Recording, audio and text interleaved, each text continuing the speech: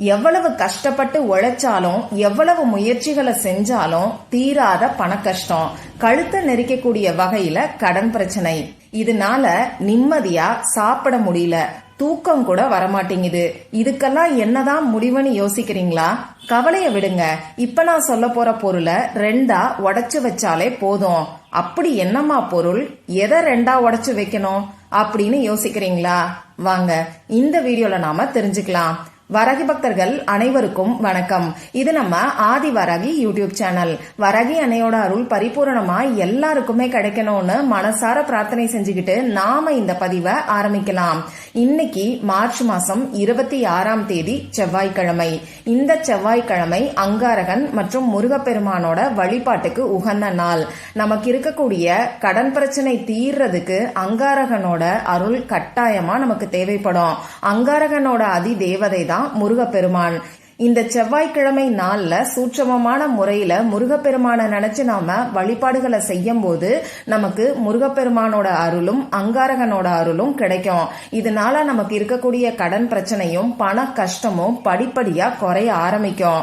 அந்த வகையில முருகப்பெருமான் மற்றும் அங்காரகனோட பரிபூர்ணமான அருள் நமக்கு கிடைச்சு நம்ம வாழ்க்கையில இருக்கக்கூடிய பண கஷ்டமும் தீராத கடன் பிரச்சனையும் தீர்றதுக்கு இன்னைக்கு இந்த செவ்வாய்க்கிழமை நாள்ல என்ன செய்யணும் இப்ப நான் உங்களுக்கு சொல்றேன். இந்த வீடியோல பூஜை இல்லாத, வழிபாடு இல்லாத ஒரு முறைய பத்தி தான் நான் உங்களுக்கு சொல்ல போறேன். அதனால எல்லாருமே செய்யலாம். இன்னும் சொல்ல போனா எல்லா மதத்தினருமே செய்யலாம். ஆண்கள் பெண்கள் யாரு வேணாலும் செய்யலாம். பிறப்பு தீட்டு இறப்பு தீட்டு இருக்கிறவங்களும் தாராளமா செய்யலாம். பெண்களுக்கு மாதவிடாய் சமயமா இருந்தாலும் செய்யலாம். இன்னைக்கு நீங்க அசைவம் சாப்பிட்டு இருந்தாலும் இந்த பரிகாரத்தை செய்யலாம். இன்னைக்கு இந்த பரிகாரத்தை செய்ய முடியாதவங்க, இந்த வீடியோவை லேட்டா பார்த்தவங்க என்ன பண்ணலாம் பாத்தீங்கன்னா, ஒவ்வொரு வாரமும் வரக்கூடிய செவ்வாய்க்கிழமைகள்ல இந்த பரிகாரத்தை நீங்க செய்யலாம். ஆனா ஒரே ஒரு முறை மட்டும் இந்த பரிகாரத்தை செஞ்சாலே போதும். ஒவ்வொரு வாரமும் தொடர்ந்து நீங்க செய்யணுங்கிற அவசியம் கிடையாது. இதுவே உங்களுக்கு அற்புதமான பலன்களை கொடுக்கும். நம்ம சேனலை பொறுத்தளவுக்கு எளிமையான, செலவே இல்லாத பரிகாரங்களை தான் நான் உங்களுக்கு சொல்லிக்கிட்டு இருக்கேன். அதே சமயம் ரொம்ப ரொம்ப சக்தி வாய்ந்த பரிகாரங்களை நான் உங்களுக்கு கொடுத்துக்கிட்டு இருக்கேன். இதை செஞ்சு நிறைய பேருக்கு நல்ல ரிசல்ட் கிடைக்குதுன்னு சொல்றீங்க. அந்த வகையில இந்த நாள்ல செய்ய வேண்டிய அந்த பரிகாரம் என்னன்னு இப்ப நாம தெரிஞ்சுக்கலாம். இன்னைக்கு நமக்கு ஒரு மேஜிக் டேனே சொல்லலாம். இன்னைக்கு தேதி 26. இதுல இருக்கக்கூடிய 6ஐயும் 2ஐயும் ஆட் பண்ணா நமக்கு 8ங்கிற நம்பர் வரும். அடுத்ததா வருஷம். இந்த வருஷத்துல இருக்கக்கூடிய 2, 2, 4 சேர்க்கும் போது நமக்கு 8ங்கிற நம்பர் வரும். 8ங்கிற சேர்க்கை இன்னைக்கு நமக்கு இருக்கு. இந்த 8ங்கிற நம்பர் பாத்தீங்கன்னா லா ஆஃப் அட்ராக்ஷன் படி அபரிமிதமான வளங்களை நமக்கு ஈர்த்து கொடுக்கக்கூடிய நம்பர்னே சொல்லலாம். ரொம்ப ரொம்ப சக்தி வாய்ந்த நம்பர் தான் இந்த 8. பணம் சம்பந்தப்பட்ட பிரச்சனைகள் தீர்றதுக்கும் பணவரவு அதிகரிக்கிறதுக்கும் இந்த 8ங்கிற நம்பர் ரொம்ப ரொம்ப பவர்ஃபுல்லானது. அந்த வகையில 8ங்கிற சேர்க்கை இருக்கக்கூடிய இந்த நாள்ல இப்ப நான் சொல்ல போற ஏஞ்சல் நம்பரை உங்க கையில நீங்க எழுதிக்கோங்க. இந்த வீடியோல 2 விதமான பரிகாரங்களை சொல்ல போறேன். இந்த ஏஞ்சல் நம்பரை இன்னைக்கு உங்க கையில எந்த நேரத்துல வேணாலும் நீங்க எழுதலாம். எத்தனை முறை வேணாலும் எழுதலாம். அதே மாதிரி எந்த இடத்துல இருந்து வேணாலும் நீங்க எழுதலாம். ஆபீஸ்ல இருந்து, உங்க சொந்தக்காரங்களோட வீட்டுல இருந்து, நீங்க டிராவல் பண்ணக்கூடிய சமயத்துல உங்க வீட்டுல இருந்து, இப்படி எங்க இருந்து வேணாலும் எழுதலாம். இப்போ இந்த நம்பரை எழுதுறதுக்கு முன்னாடி உங்க கைய நீங்க வாஷ் பண்ணிட்டு வந்துருங்க. உங்க இடது கையில லெப்ட் ஹேண்ட்ல மணிக்கட்டு பகுதியில வாட்ச் கட்டக்கூடிய இடத்துல 808ங்கிற ஏஞ்சல் நம்பரை நீங்க எழுதிக்கோங்க. இப்படி எழுதுறதுக்கு ரெட் கலர்ல இங்கு வரக்கூடிய பேனா, அப்படி இல்லைன்னா கிரீன் கலர்ல இங்கு வரக்கூடிய பேனாவை நீங்க யூஸ் பண்ணிக்கோங்க. பேனா, ஸ்கெட்ச் பென், மார்க்கர் எதை வேணாலும் நீங்க பயன்படுத்தலாம். இப்படி எழுதினதுக்கு அப்புறமா உங்க குலதெய்வத்துக்கிட்டையும் முருகப்பெருமான் கிட்டையும் மனசார பிரார்த்தனை செஞ்சுக்கோங்க. பணவரவு அதிகரிக்கணும்னு சொல்லி பிரார்த்தனை செஞ்சுக்கோங்க. பண கஷ்டத்தை சொல்லி பிரார்த்தனை செய்ய வேண்டாம். இது ரொம்ப ரொம்ப எளிமையான பரிகாரம் தான். எல்லாராலையும் செய்ய முடியும். எந்த ஒரு செலவுமே நமக்கு கிடையாது. அதனால நம்பிக்கையோட ட்ரை பண்ணி பாருங்க. அடுத்ததா 2வது பரிகாரத்தை இப்ப நான் உங்களுக்கு சொல்றேன். இந்த பரிகாரம் யாரு வேணாலும் செய்யலாம். எந்த விதமான கட்டுப்பாடுகளுமே நமக்கு கிடையாது.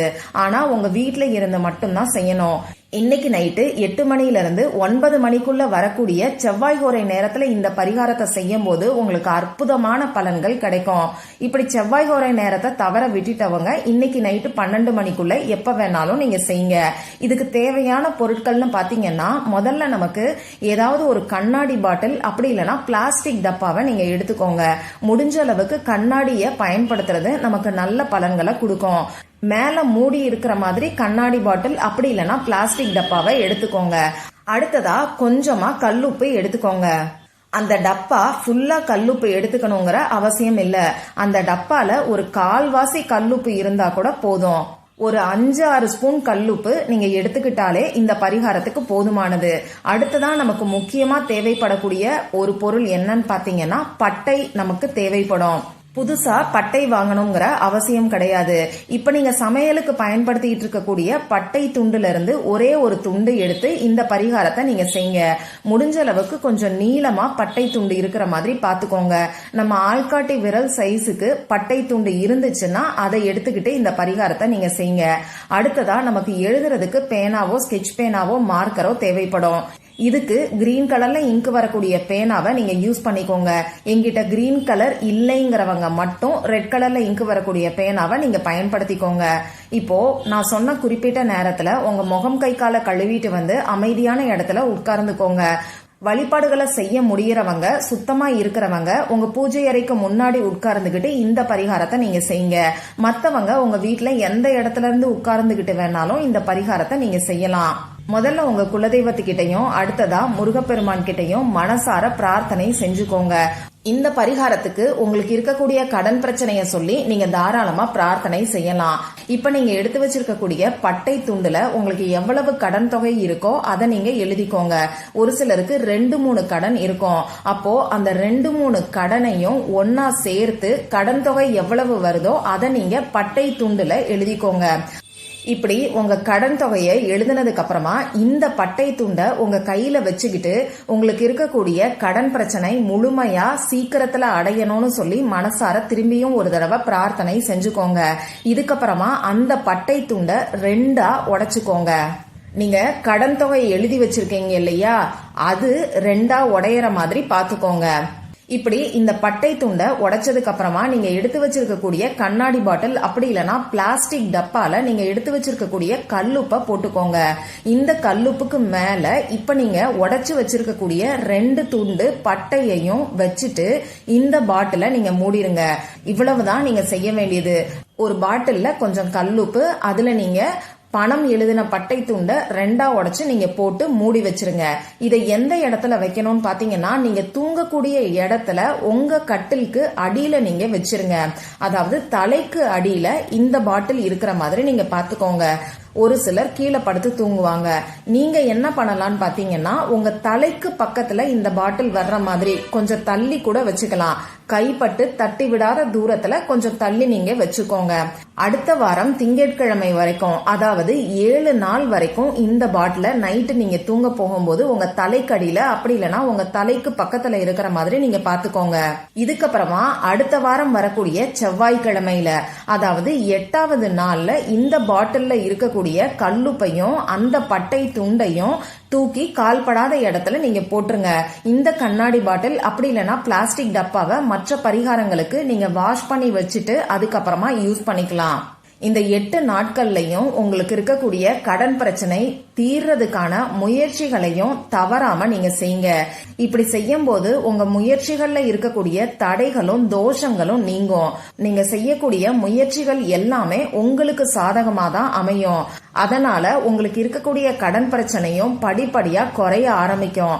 நிறைய பேருக்கு நல்ல ரிசல்ட்டை கொடுத்த ஒரு அற்புதமான பரிகாரத்தை தான் இப்ப நான் உங்களுக்கு ஷேர் பண்ணிருக்கேன். ட்ரை பண்ணி பார்த்துட்டு மறக்காம எனக்கு ரிசல்ட்டை ஷேர் பண்ணுங்க. இந்த பதிவுல உங்களுக்கு ஏதாவது சந்தேகம் இருந்துச்சுன்னா எனக்கு கமெண்ட் பாக்ஸ்ல கேளுங்க. அதை நான் உங்களுக்கு உடனே தெளிவுபடுத்துறேன். இந்த பதிவு உங்களுக்கு பிடிச்சிருந்தா லைக் பண்ணிட்டு உங்க ஃப்ரெண்ட்ஸ் அண்ட் ஃபேமிலி கூட ஷேர் பண்ணுங்க.